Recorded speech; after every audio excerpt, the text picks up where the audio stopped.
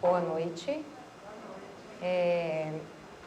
Nós vamos dar início à nossa atividade das 19 horas e eu vou começar agradecendo a presença de vocês que estão aqui, colegas de trabalho, ex-alunas, não consigo falar ex não, alunas, né?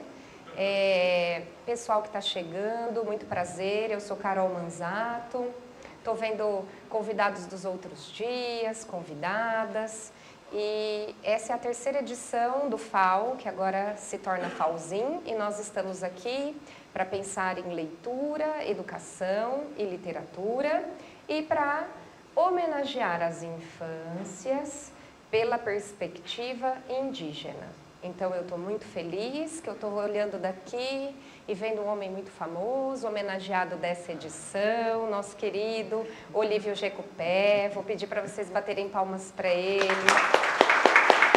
Ele merece muitas. O Olívio veio de Curitiba para São José do Rio Preto, junto da Jovina Renga. Não sei aprender. Ai, Olívio, você vai ter que me ensinar todo dia até eu falar direito. Jovina Renga. Renga, ok? E Jecupé Mirim, querido, muito obrigada pela presença de vocês. Fico muito feliz que vocês estejam aqui, não estou me cabendo de alegria. Como eu tinha dito, enquanto a gente arrumava tudo aqui, a Jovina trouxe algumas belezas dos artesanatos que ela faz, o Olívio trouxe os livros da autoria dele. O nosso bate-papo em família vai acontecer amanhã às 19 horas. Ainda tem muita conversa, hoje eles falaram um pouquinho, a gente teve uma palhinha. E eu vou começar agora com uma pessoa a quem eu procurei, porque eu me tornei professora de História e Cultura Indígena e Africana. Foi um desafio. E quando esse desafio caiu no meu colo, eu fiquei pensando que não seria possível fazer alguma coisa em relação à cultura indígena ou à cultura afro-brasileira, africana, sem abrir diálogo. E aí eu escrevi para o Tiago estava fazendo a campanha de divulgação do livro dele, do qual nós falaremos, e ele foi muito solícito. E toda vez que eu chamo o Tiago para a gente fazer uma conversa, e eu acho, teve a live lá da faculdade, daí teve a segunda edição do festival e agora a gente vai conversar pela terceira vez. Ele sempre é muito solícito, parceiro, e eu já te considero um amigo, Tiago, e eu estou muito feliz com a sua presença aqui, muito obrigada por ter vindo. O Tiago, gente, veio de Curitiba também. Eu estava falando, nossa, olha, o FAOZIM está ganhando corpo e expandindo o corpo, porque a Ananda veio lá da Bahia, o Tiago veio de Curitiba, o Olívio também. Que alegria! Eu vou te apresentar, eu fiz a apresentação afetiva, agora eu vou fazer a apresentação chique, tá bom? O Tiago, ele é Nhandeva, da etnia Guarani Nhandeva.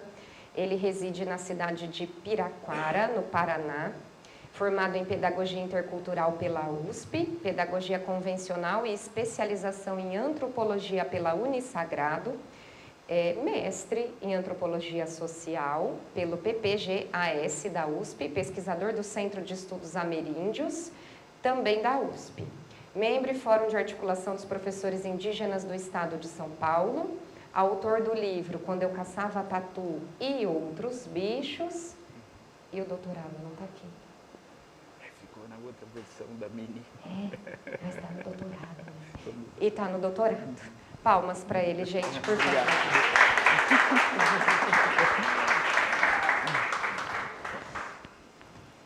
Bom. Quer trocar comigo? Ligou aí? Acendeu? Aí, acendeu. Tiago, esse festival, essa edição, tem uma peculiaridade de olhar e mergulhar nas infâncias. E para cada convidado, para cada convidada que tem vindo aqui, eu tenho feito uma costura, porque eu convido para o festival sempre pessoas de quem eu gosto, quem eu admiro. E eu não gosto só do trabalho das pessoas, eu gosto das pessoas integralmente. E aqui é um festival de infâncias, então eu peço sempre assim, Fala um pouco de você, da sua vida. Eu estou começando pela infância, então vou começar pela infância com você também. Como é que foi a sua infância? Onde ela aconteceu? Como era esse espaço? Como foi a sua vivência com seus pais, familiares? Conta pra gente um pouquinho. Então vamos lá. Primeiramente, tudo porão para meu pé. Boa noite a todos.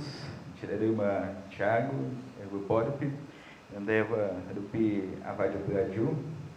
E Nhandeva, em Guaranimbá, meu nome é Dicupé também, viu? Mas como tem muito Dicupé por aí, tem um muito famoso, né? Então eu prefiro sempre falar da minha origem mesmo, né? Que é Nhandeva. E dizer que eu estou muito feliz, quero agradecer a Carol pelo convite, mais um convite, pedir licença pelos Vurai de Aquário, que é como se fossem os encantados, né, que virou bem comum, né, os indígenas dizerem licença para os encantados, então Nhandeva pede para os Vurai de Aquário, né, que são também esses seres protetores. E dizer que minha infância, eu sou paranaense, eu fiz agora o caminho da volta, mas me criei, passei a maior parte da minha vida aqui no estado de São Paulo. Vim para o estado de São Paulo em 1994 e desde então passei a maior parte na terra indígena de Araribá, no município de Avaí, que fica aqui próximo a Bauru. Então, minha infância ela foi nessas comunidades, né? No Laranjinha, que é onde eu nasci, no município de Santa Amélia, uma cidadezinha bem no norte pioneiro do Paraná, onde o Olívio também morou. Então a gente tem uma coincidência assim, de vida, né? Eu estava lendo ali um pouco da biografia do Olívio e eu acho que a gente tem muito em comum. Então, minha infância, ela se deu dentro das comunidades, eu acho que numa época em que a gente explorava muito a natureza, o meio, o entorno, os rios principalmente, eu falo muito disso aqui nesse livro, então eu explorei muito esses espaços, né? O rio principalmente, as matas, e a liberdade que as crianças indígenas têm dentro das comunidades dos Tecoá. Então, muitas brincadeiras, subir em árvore. Eu acho que tem uma certa semelhança com as crianças que moram no interior, né? Então, mas minha infância foi assim, em família, com os amigos, principalmente, e de explorar, né, o meio ambiente que a gente convive. Então, adorava passar o dia no rio, né, sempre nadando, pescando, e eu até venho conversando muito a respeito dessas dinâmicas que têm mudado muito, né? Eu acho que isso é um outro tema para a gente poder conversar, né, dessas mudanças culturais, sociais que estão ocorrendo.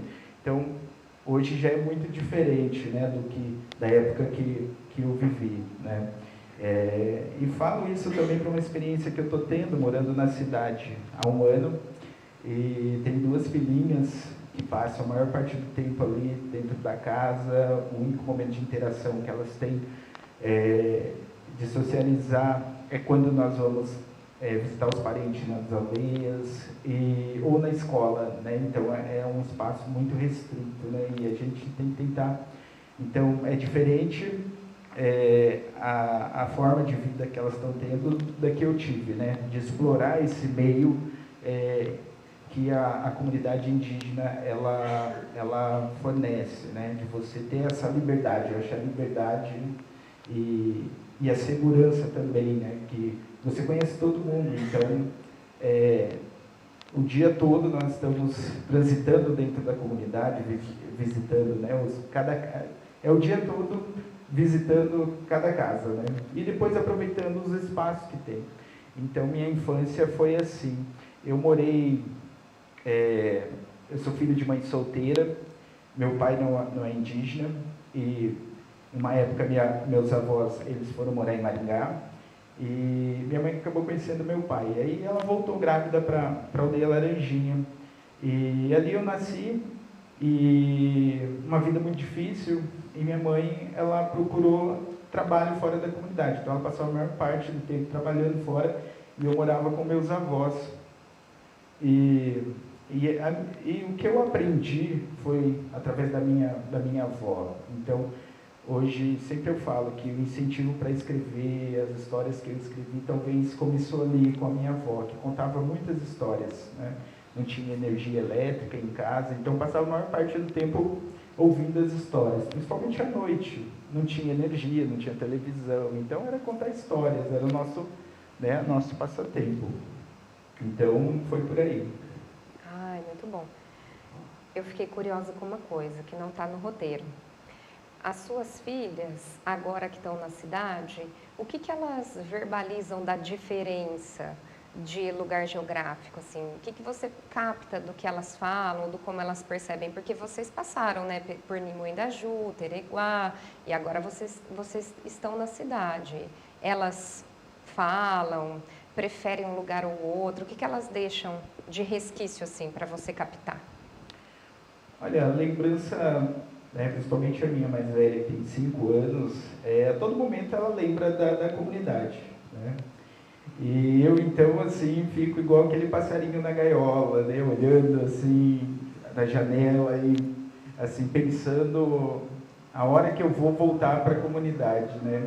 A minha esposa, ela passou a maior parte do tempo, ela é indígena, da etnia terena, mas ela passou a maior parte da vida dela morando na cidade. Então, ela, assim, se habituou mais fácil, né? Nesse 1 ano que a gente está lá. Mas minhas filhas, eu vejo, principalmente a mais velha, que ela tem uma lembrança muito fresca, né, assim, dessa mudança que nós fizemos.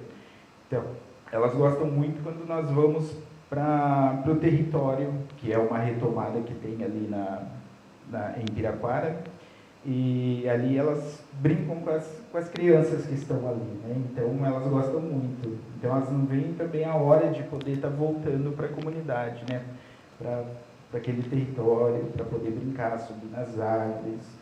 E eu percebo o tédio que elas têm de ficar dentro de casa, né? Então uma coisa que eu não concordava antes de ter essas filhas porque eu vi os exemplos de outros pais dando celular, e eu pensava comigo, eu não vou fazer isso, mas eu faço isso hoje, porque assim não tem outra alternativa, né? Então, por mais que a gente tente sair, ir num parque, porque tem muito Parque das Águas lá em Piraquara, tem nas cidades vizinhas, e então a gente, para poder sair um pouco, a gente faz essas vivências, né? Essas atividades sociais, né? Mas assim, sempre tem uma lacuna, assim, né? Nunca preenche, né? Nunca é o suficiente. Parece que é uma coisa que você faz, diferente da aldeia, porque você vive aquilo todo momento, né? E na cidade é diferente.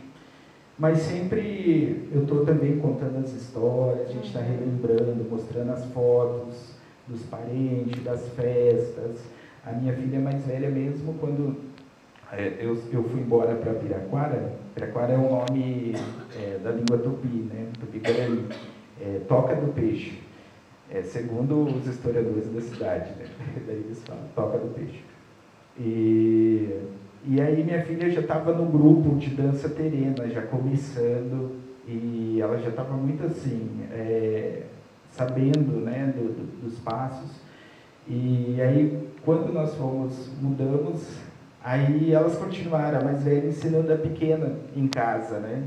E aí eu tenho os Emboraí, as músicas que eu canto para elas, e então para que a gente não se desconecte, né, das nossas origens, das nossas raízes.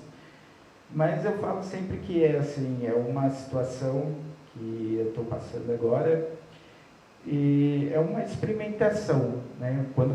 De como que é o modo de vida na cidade. Então, estou tendo uma experiência, né?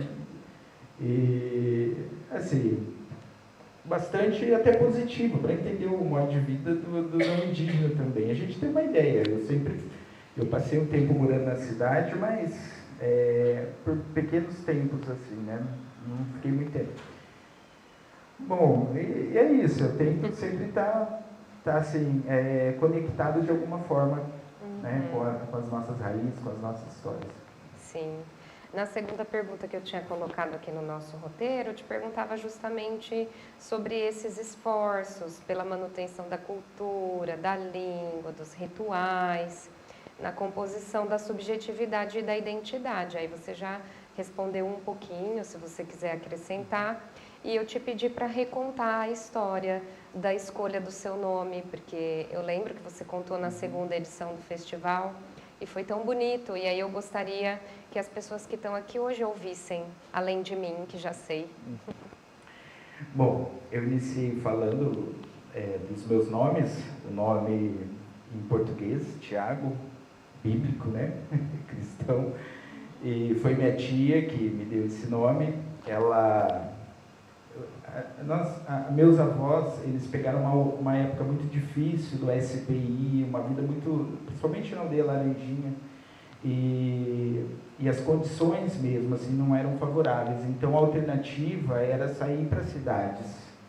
E aí eles foram para Maringá, como eu disse, e minha tia ficou por lá. Ela se envolveu numa igreja evangélica, e quando ela voltou, ela me deu um nome, ela escolheu o meu nome, né? Minha mãe tinha pensado no nome Charles, também por influência da época do Príncipe Charles, a princesa dele. Aí minha tia, não sei se, né, o que ia ser pior, com todo respeito ao nome Tiago, né?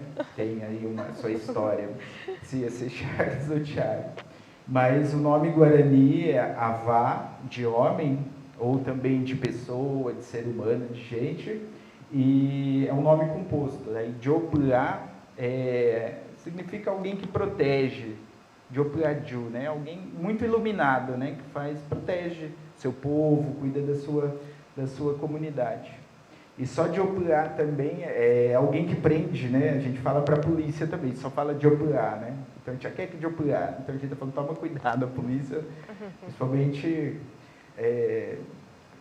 quando temos lá nas aldeias, só abrindo um parênteses aqui, quando alguém ganha um certo dinheiro, vai e compra primeiro o carro e depois que tira a habilitação nem tira, né? Então agora esses grupos de WhatsApp facilitou, aí todo mundo coloca nos grupos de WhatsApp. Cuidado de tá em tal rodovia, né? Então meu nome vai, né, nesse sentido, mas também dentro da religião Guarani alguém que protege. E recentemente, o guaranizando aqui, que depois eu quero falar um pouquinho, também essa conexão de não perder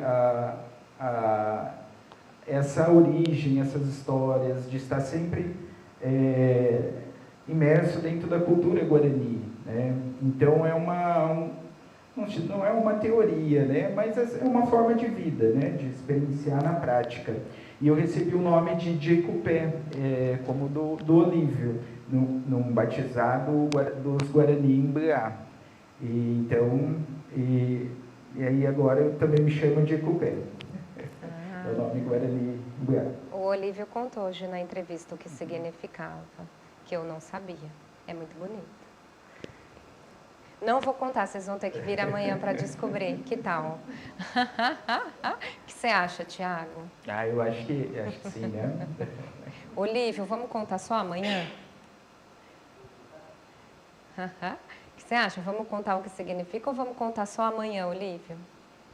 O que significa Jecupé? Sim, por sim. favor. Pode ser. Por favor. É Ju que? Por aí? Cadê o Urembaracá?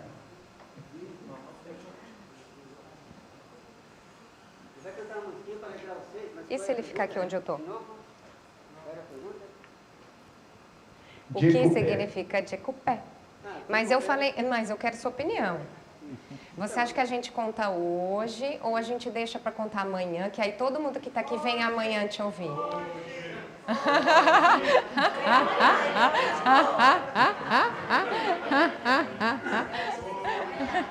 Aqui, ó. Pode ficar, Tiago. Jecupé, meu filho também chama de Jecupé, né? Mas daí tem várias coisas que, por exemplo, todo hino, quando se mistura com branco, daí tem sangue de branco, daí o pajé às vezes dá o nome dele de Jecupé. Mas também, nem sempre, porque também tem índio que daí recebe o nome de Jecupé também, porque é outro significado. Daí, por exemplo, Jecupé quer dizer Deus da montanha. Então pode ser dos dois lados, o Jecupé, né? E o Jecupé, porque os deuses, eles, cada um está localizado numa região. E o Jecupé, ele fica sempre no meio, porque ele é o apaziguador da paz. Né? Então tem briga do lado de cá e do lado de cá. Então o Jecupé também tem essa coisa de equilibrar. Então nós somos da paz. Então se começarem a brigar aí, não se preocupe que a gente vai partir da briga. Muito obrigada. Ó, eu... É mesmo. Eu não vou encerrar o bate-papo nunca, que eu tô entre 3 Jecupés aqui, eu não sei se nunca mais isso vai acontecer na minha vida.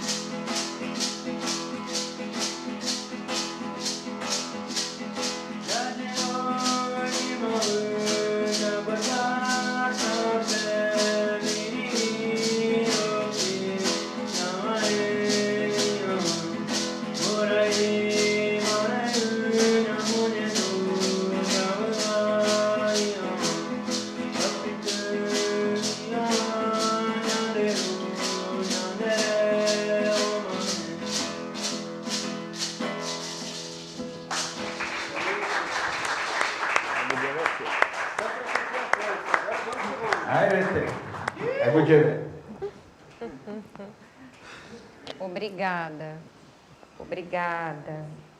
Carol, esse primeiro cântico, eu sempre canto ele para as minhas filhas, para elas poderem dormir. A minha mais nova, como agora eu sou do lar, né? Minha esposa que trabalha, e aí eu cuido da mais nova. Então, e aí essa música é uma música, segundo os Guarani, é música de ninar também, né?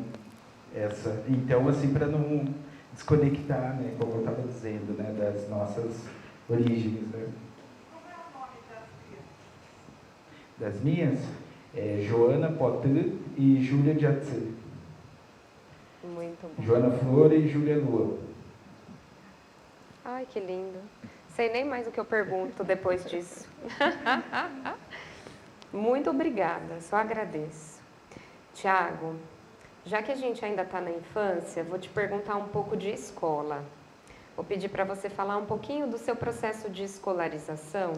E eu queria saber em que escola você estudou e se essa escola, você acha que ela estava preparada para o fortalecimento e a subjetividade da sua identidade indígena? Bom, não, já respondendo, né? Eu entrei numa época que não havia ainda essa política educacional, uma política de educação escolar indígena diferenciada, que atende esse fortalecimento das culturas indígenas. Então, isso é muito recente, dos anos 2000 para cá, que começou a cada vez mais ser introduzido nas escolas, depois de muitas lutas das nossas lideranças, muitos diálogos, que hoje existe essa escola diferenciada dentro de um novo modelo para fortalecer a língua, fortalecer as histórias. Mas na minha época não, era uma escola tradicional, né, de alfabetização, uma escola rural. Então, aquela metodologia, né, que era mesmo aquela decoreba, se a gente, né, falando mais.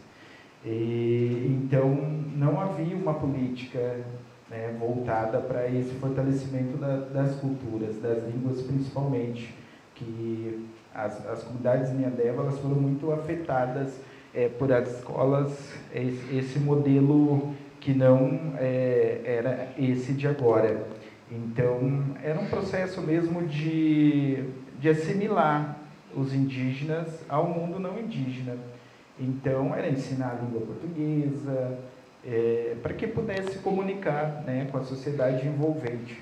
E aí, a partir dos anos 2000, 2002, começa no estado de São Paulo, né? Acho que em outros estados é diferente, né? Não há assim, um modelo homogêneo ou um atendimento dentro das políticas para todos os estados ou para todas as comunidades. Então, cada estado tem um ritmo, né, de implantar essa educação escolar indígena diferenciada. Por mais que a Constituição Federal de 1988 garantiu, né, que os indígenas tivessem seus direitos a ser quem eram, né, falassem as suas línguas, mas a política educacional mesmo ainda está num processo, né, de implementação. Eu acho que falta muito criar um currículo diferenciado que possa atender, de fato, as escolas indígenas. Mas já é um grande avanço, né? As escolas indígenas terem seus próprios professores indígenas, todo o corpo, né? O corpo pedagógico, o corpo administrativo. Então, toda a escola, até o formato das escolas, o prédio, ele também já vem dentro de uma estrutura que seja dentro da cultura, né? Até o modelo do prédio também já atende esses padrões, né, dessa nova educação escolar.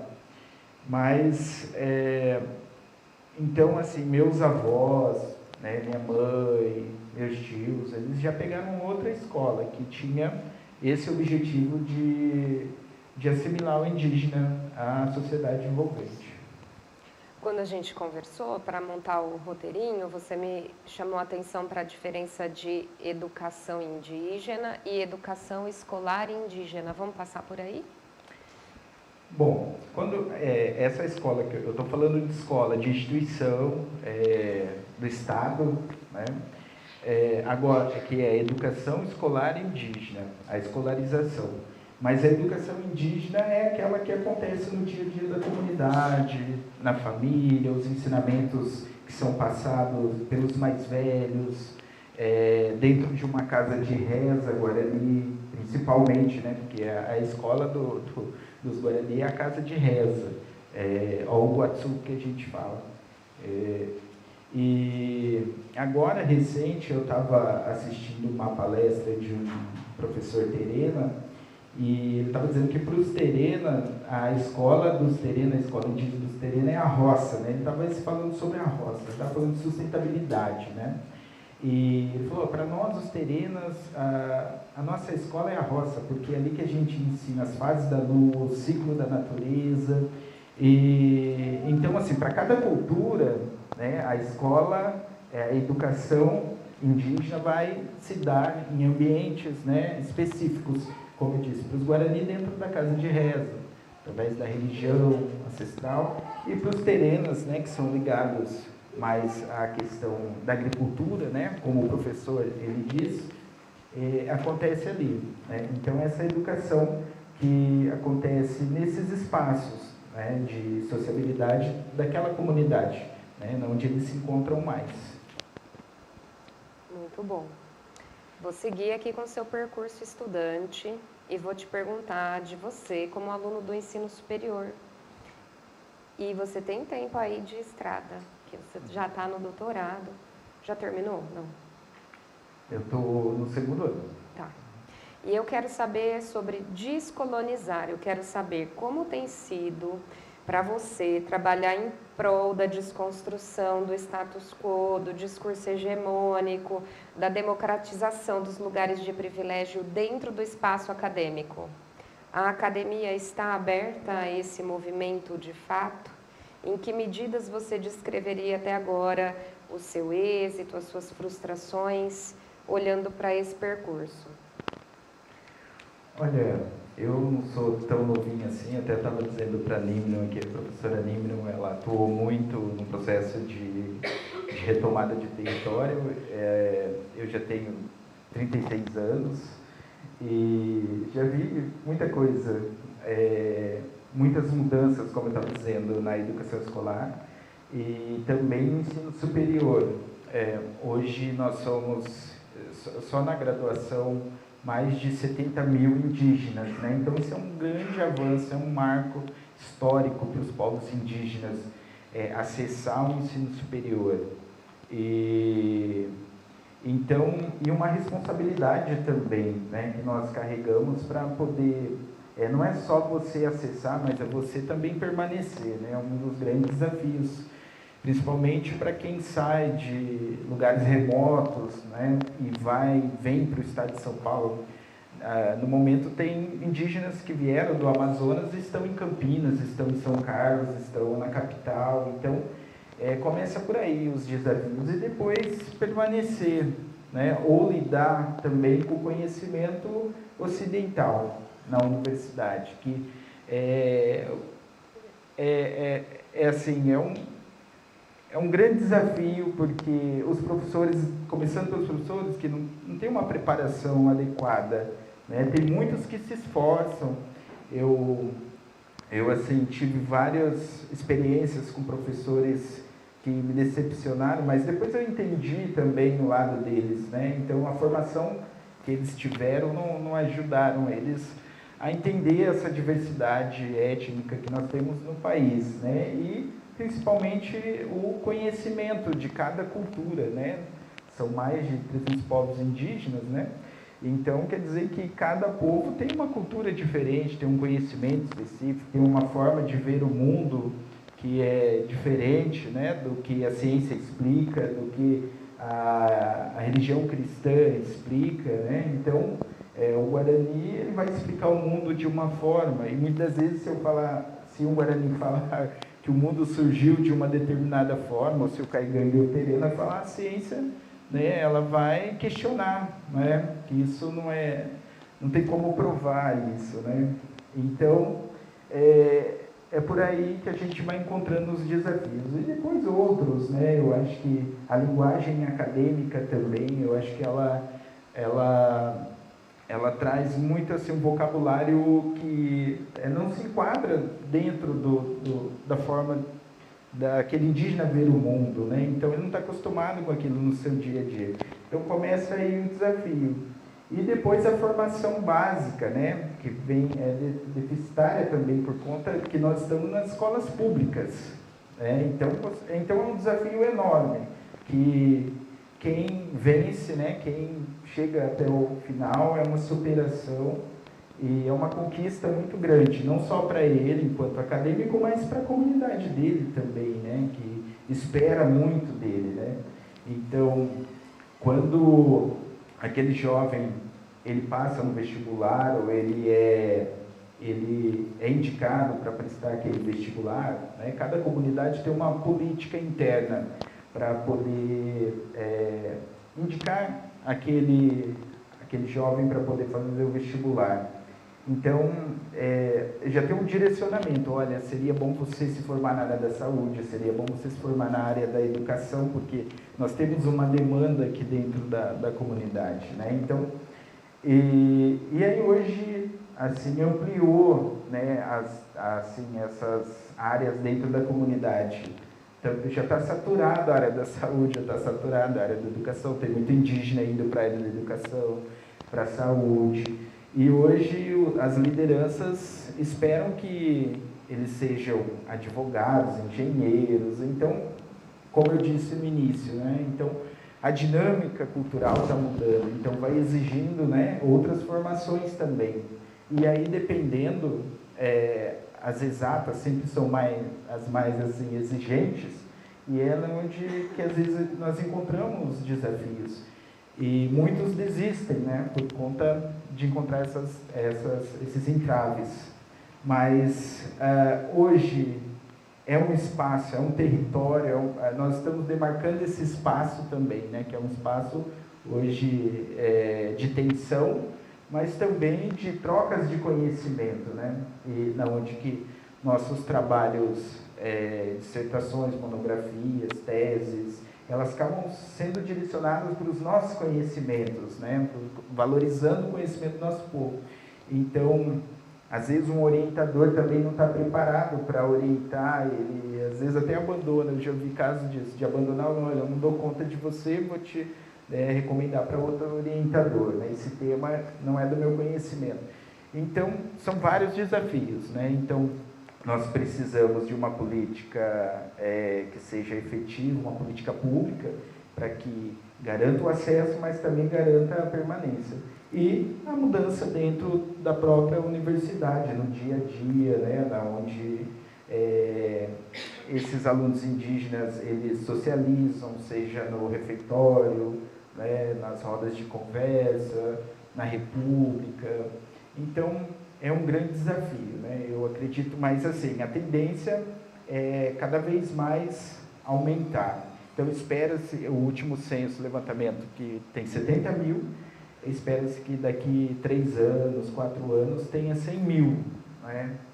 Então, mas nós estamos colhendo os resultados, né? Quando nós vemos agora, com a criação do Ministério Indígena, a FUNAI agora com a presença de um indígena, então, e que são indígenas, como o presidente eleito disse, né? Eles têm capacidade para assumir hoje, né?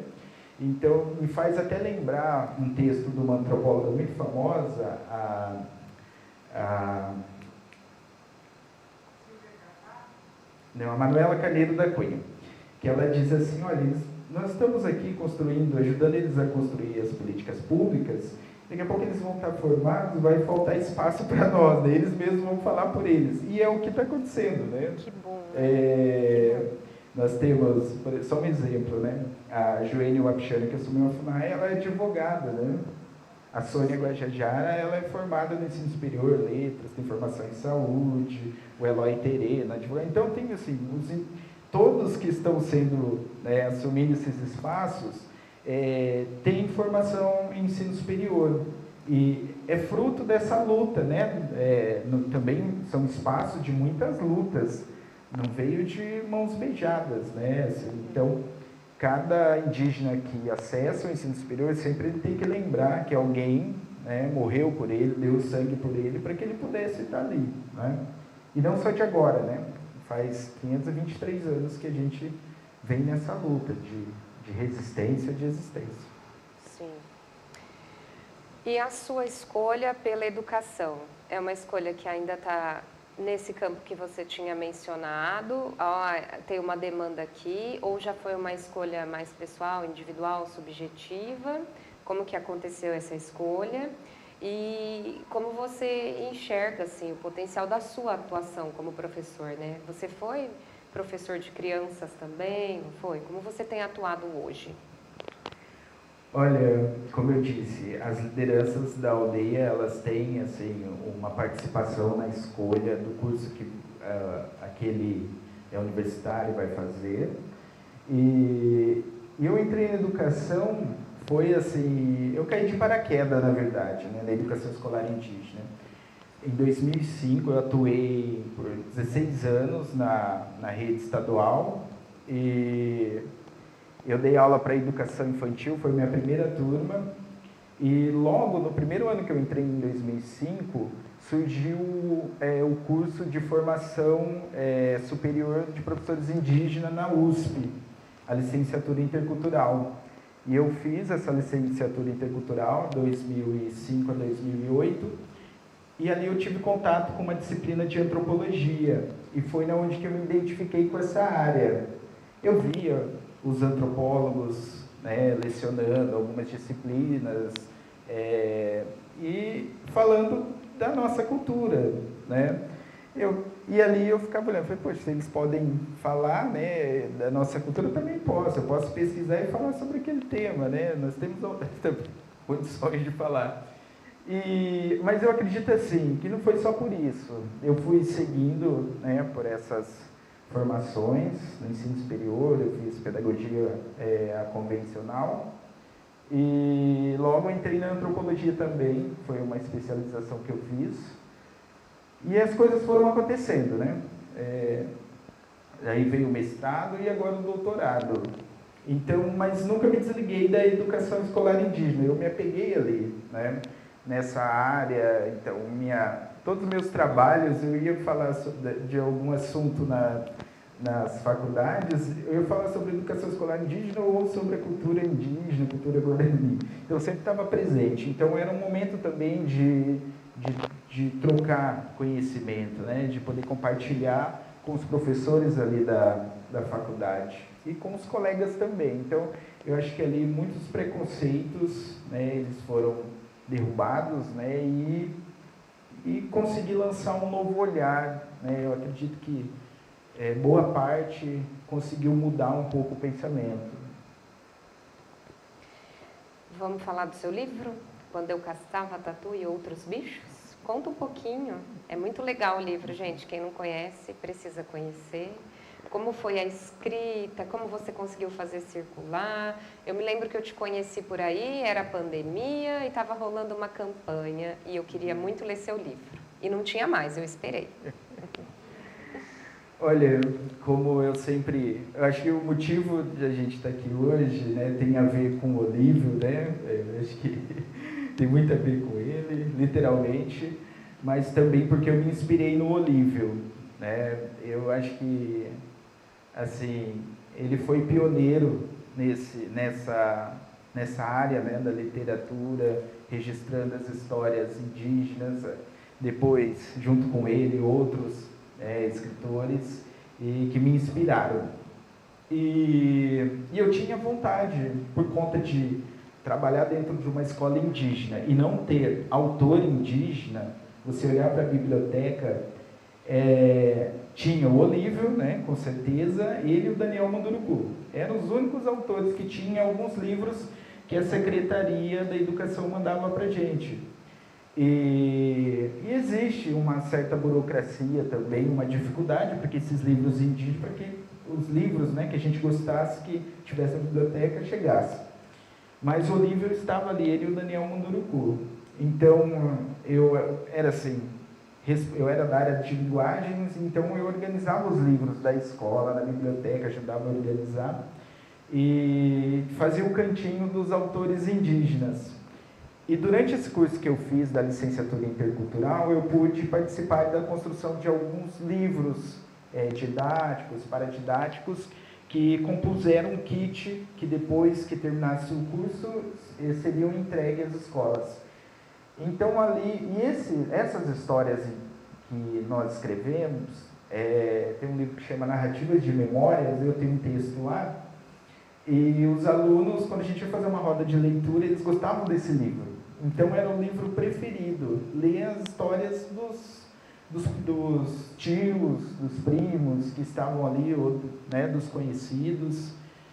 E eu vi que ali de alguma forma, poderia contribuir. Eu falei, poxa, eu acho que a gente pode tentar ampliar mais autores indígenas, ou trazer mais autores indígenas. E foi aí que eu acho que começou a nascer essa vontade de escrever alguma coisa. E não era esse livro que eu ia escrever, eu estava em outros projetos, eu queria falar outras coisas, mas as circunstâncias do momento me levaram a escrever esse livro. E aí os outros projetos adiei um pouco. E aí, entrando nesse mundo da literatura, eu pude me deparar com outros autores indígenas, vou falar depois, antes de falar do processo. Eu conheci algumas pessoas, é um livro independente, não está nenhuma editora. Até tentei em algumas editoras, às vezes assim, as condições não são favoráveis. E assim, uma série de coisas que acontecem. Principalmente o tema, né? Principalmente o título. Hoje eu fico pensando, né, sobre o título. Eu procurei algumas editoras, elas disseram, olha, mas o pessoal da crítica ambiental vai cair em cima, a gente não vai vender, porque está matando os bichos. Mas eles estão julgando a capa, né? Para quem lê as histórias, eu não estou falando só disso. Eu estou trazendo outras questões importantes, né? Principalmente questões ambientais. Quando eu falo logo no início, né, das mudanças alimentares, o paladar que já não é mais o mesmo, os cuidados que a gente tem com a natureza, de que forma que a gente vai poder buscar um alimento na natureza. Então, e outras coisas que eu trouxe também, falo até dos nossos vizinhos fazendeiros também, né? De algumas aventuras que eu fiz com meu tio, que era funcionário de uma fazenda, e eu sempre estava por ali, então podia acompanhar a forma de vida deles ali, o trabalho, eu posso falar hoje com toda certeza que era análogo à escravidão, porque uma pessoa que 24 horas cuidando de uma fazenda e tendo uma responsabilidade danada. E eu falo dessas questões trabalhistas também ali nesse livro, né? E dessas mudanças culturais. Falo também de um amigo da cidade que foi em uma das caçadas. Então, um fato muito corriqueiro que aconteceu, olha, esses 3 livros é para o sorteio, então vocês fiquem aqui, não vão embora, tá? Quem for o sortudo de hoje vai poder ler. Então, assim, eu trouxe outras questões, né? Falo dos Guarani, da mudança do entrechoque, né, cultural que tem dos Guarani com os Terena na terra indígena de Araribá, a mudança, né, de um território para outro. Então eu pude trazer essas outras questões dentro dessas histórias. Então quando eu disse assim, as editoras, é o que o livro diz, as editoras fecharam as portas para ele porque ele trazia temas polêmicos, ele vai poder falar mais sobre isso. Então, eu me identifico muito com ele nesse momento, de entender esse mercado, né, da editorial e as dificuldades, né, que a gente tem para poder escrever. Então, mas esse livro, assim que eu estava finalizando, veio a pandemia.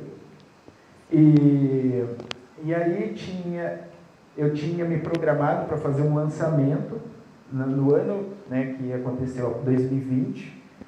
Foi onde que a pandemia estava chegando, o vírus estava chegando, e via a necessidade, a gente não sabia como lidar, como cuidar dos nossos parentes dentro da comunidade, máscaras, não tinha, a Secretaria Especial de Saúde Indígena, estava todo mundo assim, o mundo inteiro sem saber o que fazer, mas por conta dessas necessidades de não ter um álcool em gel, não ter uma máscara, né, não ter algum produto para poder fazer o higiene, para se cuidar, e não tinha muita ajuda no início. E eu falei, poxa, por que não fazer, né, uma campanha para poder, né, ajudar, vender alguns livros, o que eu tenho aqui, e a gente reverte esse dinheiro. E aí acabou acontecendo. Foi um processo, né, além do processo de escrita, né, e esse processo de lançamento, depois a campanha. Foi muito engraçado, gente, que eu queria divulgar, mas como? Só minhas redes sociais, né, não tem muitos seguidores. E aí eu conheci uma pessoa durante o processo de escrita do livro e era de um jornal local de Bauru, um jornal alternativo, que disse, olha, quando você lançar seu livro, você vem aqui que nós vamos fazer uma matéria. Eu lembrei desse pessoal desse jornal. Quando eu procurei esse jornal, o jornal simplesmente não me atendeu. Disse assim, escreve um release. Eu assim, poxa, eu era leigo, eu não entendi o que era um release. Eu falei, poxa, o que é escrever um release, né?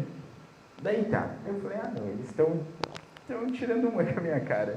Aí eu fiquei meio chateado com eles e resolvi que não ia mandar nada, nenhum release para eles. Falei, não, então deixa, eu vou divulgar nas minhas redes sociais, mas eu sou muito assim, insistente com as coisas. E eu fui pesquisar o que era release e entendi como que funcionava e resolvi escrever algum release. Só que eu acabei escrevendo uma matéria para o jornal. Eu dei a matéria para o jornal, mas não dei para esse jornal, eu dei para um outro jornal que era uma de circulação um pouco maior e aí acabou repercutindo muito. Mas assim, você começa o desafio por aí, você vai superando isso. E é um aprendizado, porque eu não era escritor, né? Virei escritor e aí teve que divulgar, trabalhar com o mercado, né, de edição, toda essa coisa.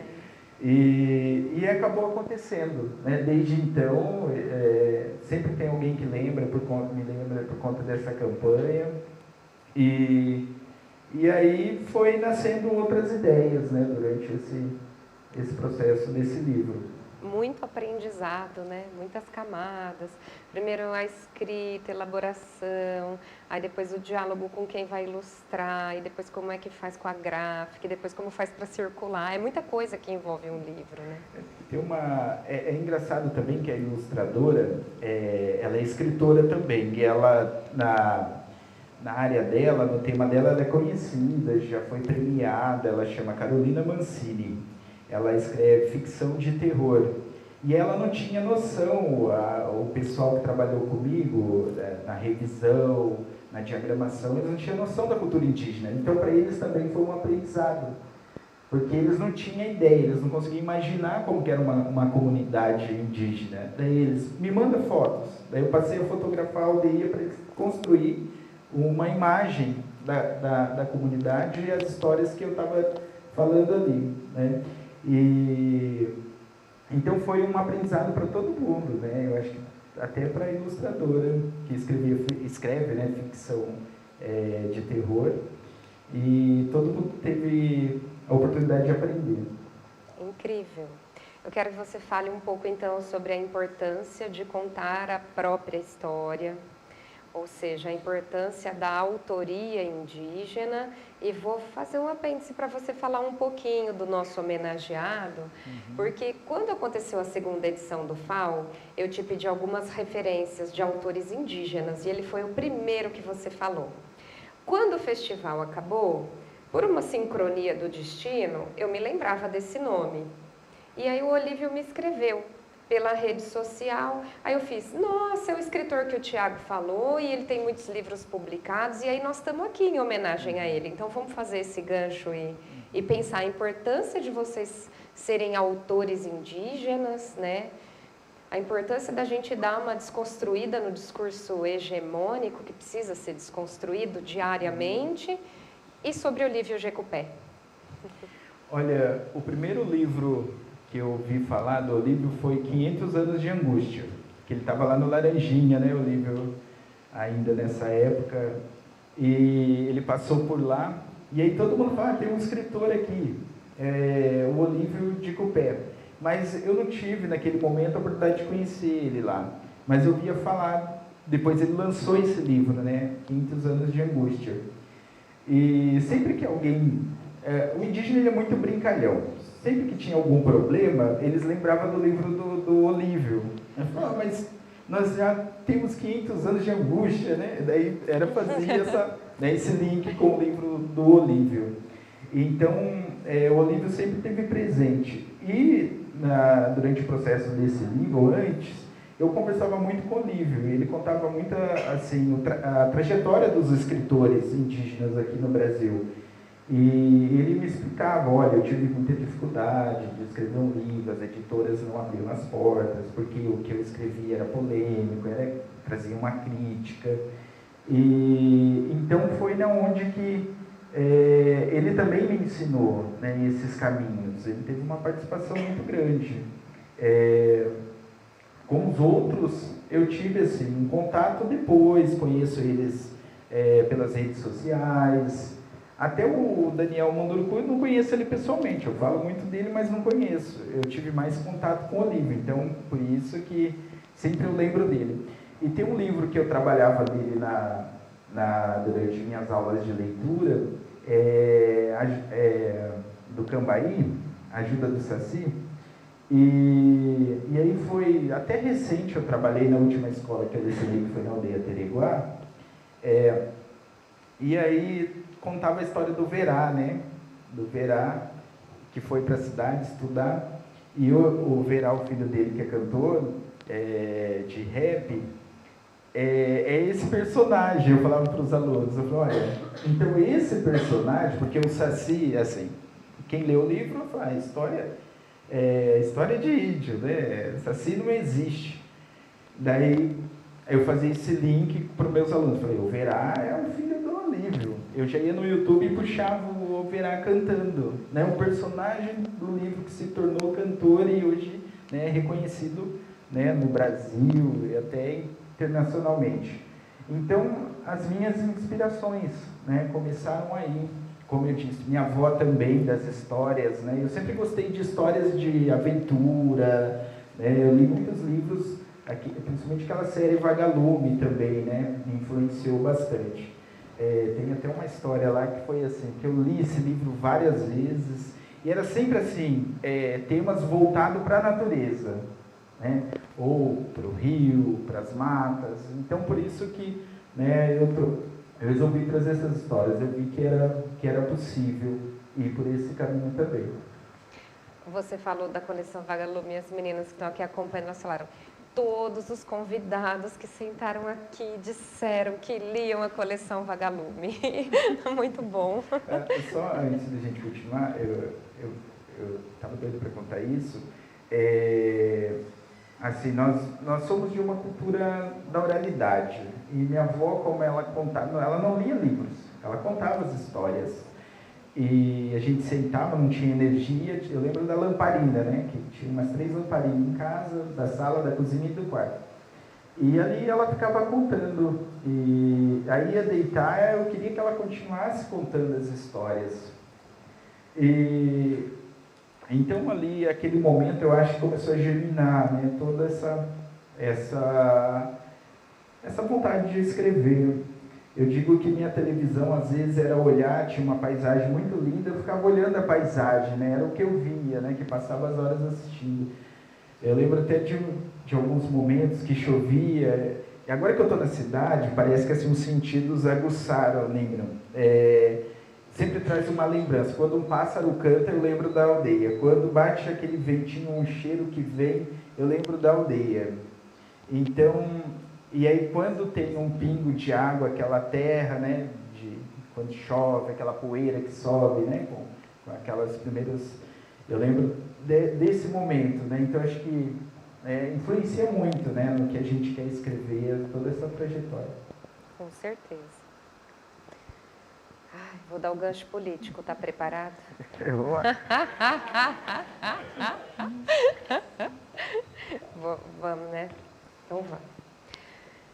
Nós vivemos 4 anos de governo que se contrapôs ferrenhamente às minorias, à universidade pública, à docência, aos livros, à decência. E eu gostaria de te ouvir a respeito dos impactos do desgoverno Bolsonaro para as pessoas indígenas, para o meio ambiente. E eu gostaria de ouvir sobre as suas expectativas para o futuro próximo. Eu gostaria de te ouvir um pouco falando dessas lideranças, da ministra Sônia Guajajara, Tauapixana, né? Nesses lugares. Fale para nós, quero te ouvir.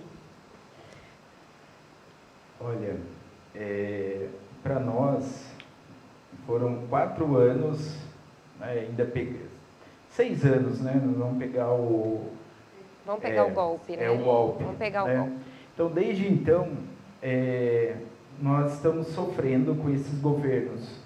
E nos 4 anos, se tornou muito mais assim, uma coisa mais explícita, esses ataques, né, principalmente da direita, né, com todos, né, que não eram da direita.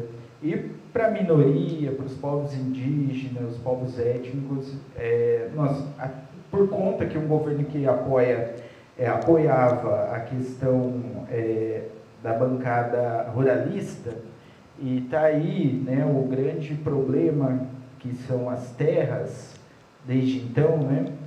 Então, nós sofremos por aí, né? Começando pelas demarcações de terras que foram paralisadas, projetos de lei de enfraquecimento, né, da Constituição, querendo, né, mudar a Constituição Federal, o marco temporal.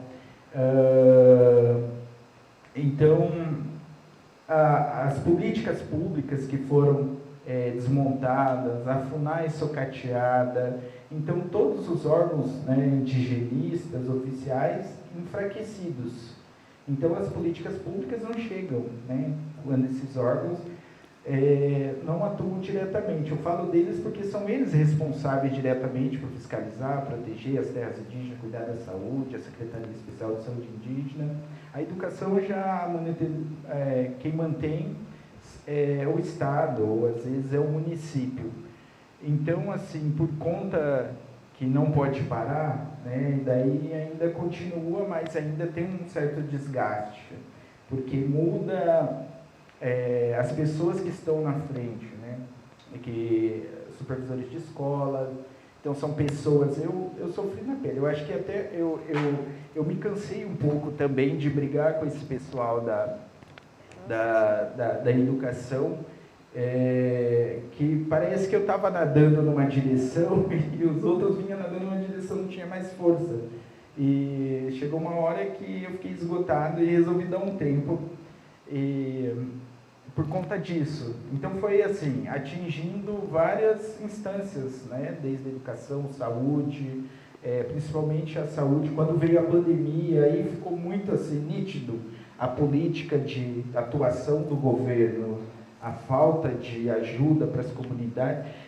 E o que agora veio à tona com os Yanomamis é reflexo da omissão do governo lá desde então, né? Parece que agora é que explodiu, que tem 20 mil garimpeiros. Mas não, isso já se arrasta de muito tempo. Já houve uma primeira expulsão, né? Lá na década de 90 tinha a mesma quantidade e agora, né, é a mesma quantidade de novo. Eu acho assim, a gente espera que com esse novo governo já deu uma cara nova, já reconheceu que os povos indígenas estão aptos para assumir, né, eles mesmos esses lugares, esses espaços importantes, como criar o Ministério dos Povos. Eu mesmo, assim, sinceramente, eu achava que não ia acontecer esse ministério. Eu até fiz uma crítica, porque até antes, depois que o Lula ganhou, ele ficou ainda no impasse. Se iria criar um ministério ou uma secretaria especial. Foi. Então, mas repercutiu mal, e ele teve que manter a palavra dele, de criar o ministério, porque ele tinha falado isso no ATL em 2022. Ele falou para todos os indígenas na COP. Então assim, ele, né, falou em todos os espaços que ele teve a oportunidade de, que ia criar esse ministério. E criou o ministério, e não só o ministério, a FUNAI, quem assumiu foi o indígena, depois de muito tempo, e a Secretaria Especial de Saúde Indígena também, outro indígena. Então, todos os espaços que têm a possibilidade de colocar indígenas, eles estão assumindo esse espaço. Mas há um desafio ainda, porque você tem que reconstruir, né, tudo que foi desconstruído nos últimos anos. E também demanda de recurso. Aí a gente acaba vendo a importância da economia girar também, né? Porque precisa de investimento em políticas públicas, não só as existentes, mas criar novas políticas públicas. porque a sociedade muda, as demandas, as necessidades mudam também. Então, há um desafio muito grande para esses indígenas que estão lá. Eu até fiquei sabendo de fontes seguras que não está sendo fácil, né?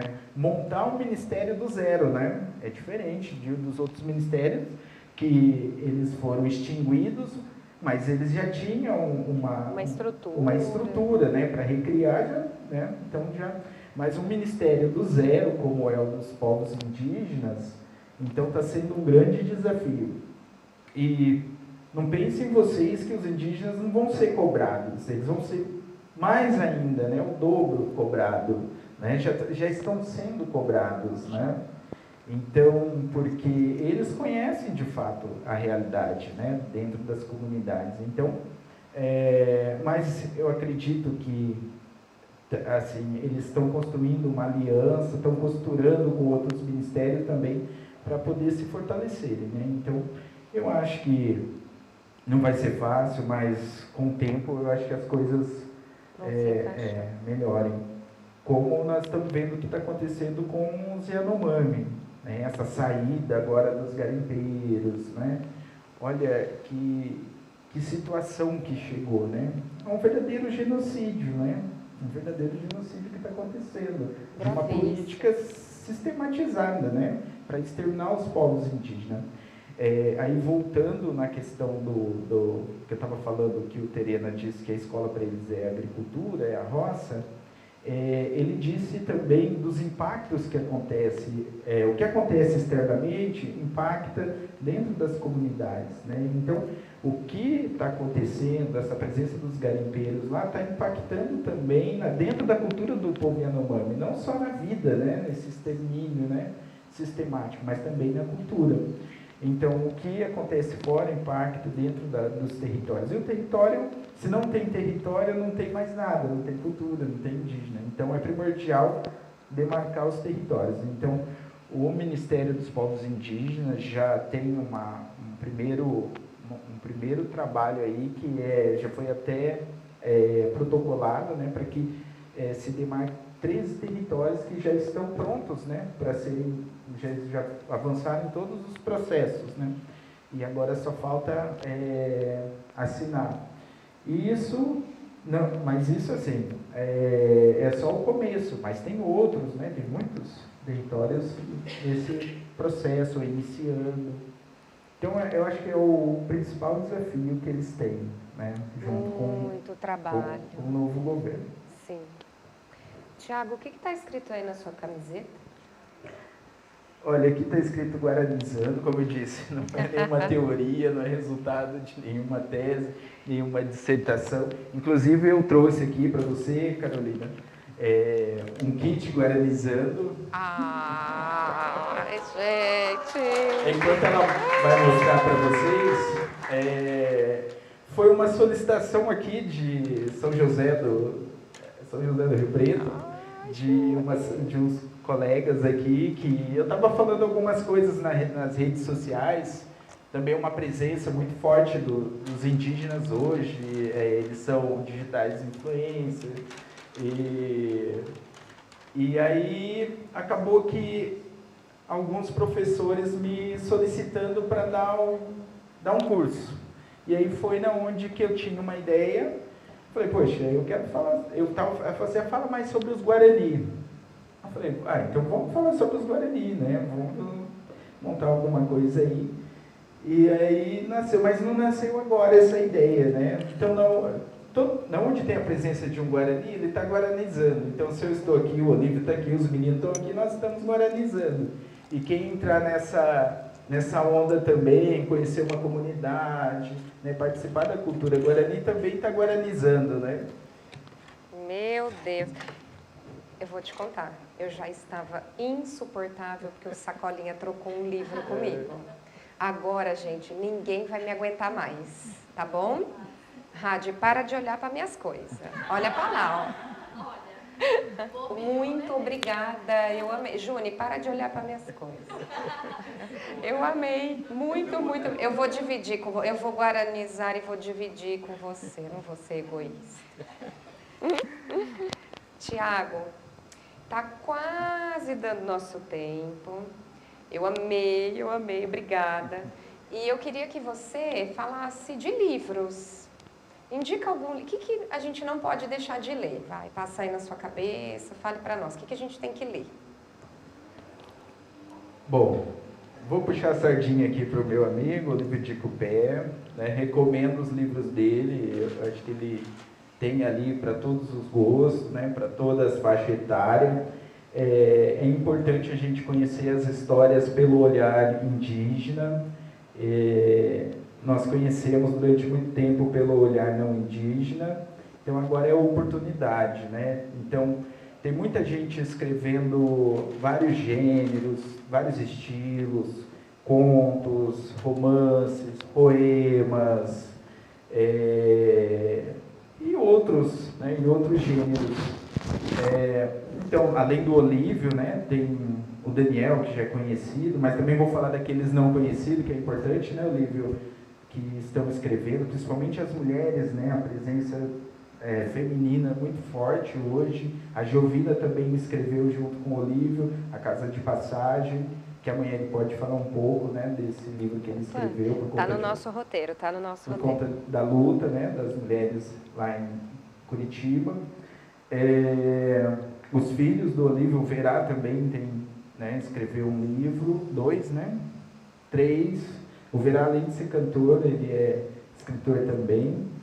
E aí as mulheres, tem a Aurita Tabajara, né, que escreve cordel, tem a Júlia do Rico, tem a Helena Potiguara, que também já é lá das antigas, Márcia Cambeba. Bom, é os que vieram na cabeça, mas assim, para quem é acadêmico, tem um livro também importante para vocês lerem, que é do Davi Copenaua, do Yanomami, né, que chama Queda do Céu. Também é um livro fundamental para quem quer conhecer um pouco, né, da história de luta dele, do povo Yanomami. Ele traz uma crítica muito forte em cima do capitalismo. Eu acho que é importante a gente ver o que ele está falando.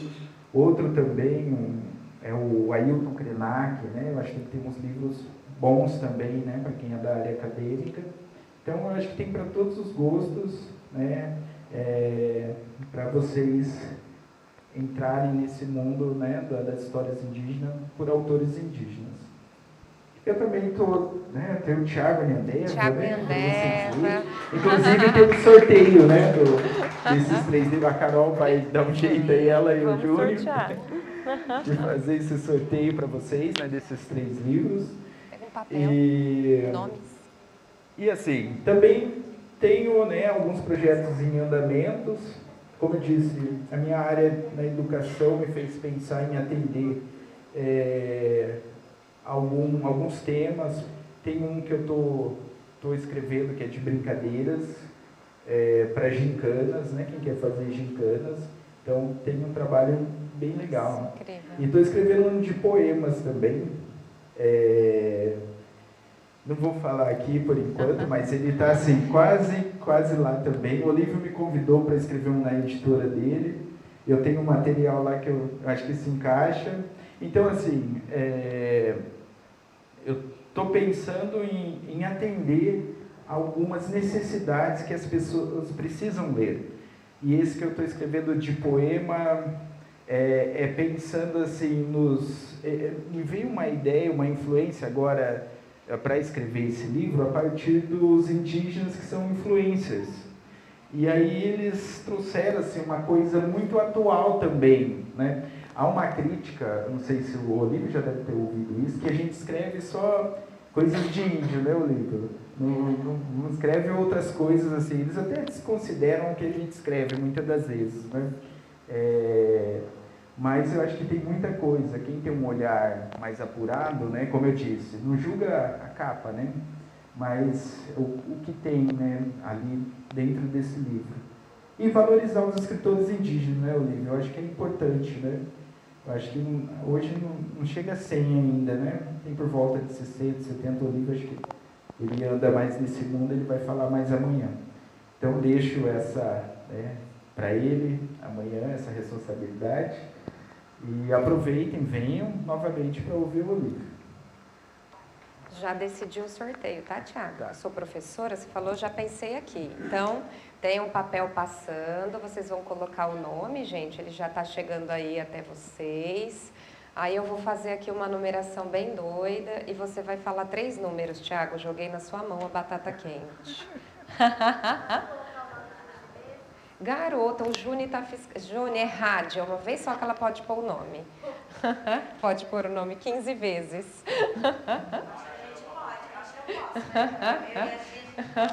Tá bom.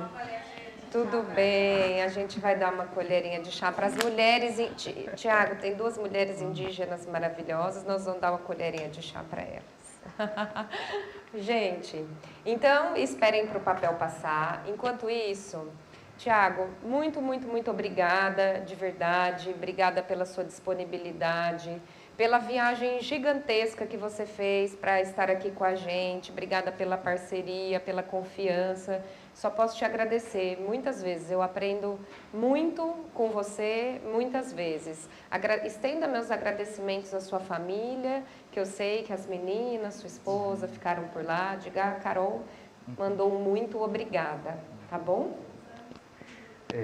Eu que agradeço, mais uma vez, pelo convite, a EVT, e espero que outras oportunidades a gente possa também se encontrar, uma visita às comunidades indígenas, né? Vocês estão convidados para ir até Curitiba, lá tem comunidade indígena, tem Cacané-Porã, onde o Olívio mora, tem o território indígena, tem Araçaí, e aqui mais próximo também. Tem aqui, acho que em Lins, né, mais próximo que Araribá, né, Nímero? Icatu, né? Icatu, no município de Braúna, tem no município de Avaí, as 4 aldeias, Treguane, Mãe da Juqueiro, Copenoti, e Vanuíri também, no município de Arco-Íris, perto de Tupã.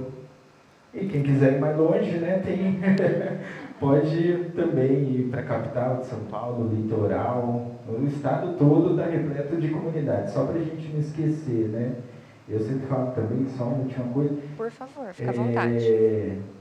Assim, acho que a gente tem que tirar um pouco o olhar também do norte, né? Do Amazonas. A gente sabe de tudo que está acontecendo, mas tem que olhar para esses estados que fizeram uma frente, né, com a colonização e que se fizeram essa barreira, né? Se os parentes lá de cima não tiveram muito contato, foi porque a gente estava aqui primeiro, né?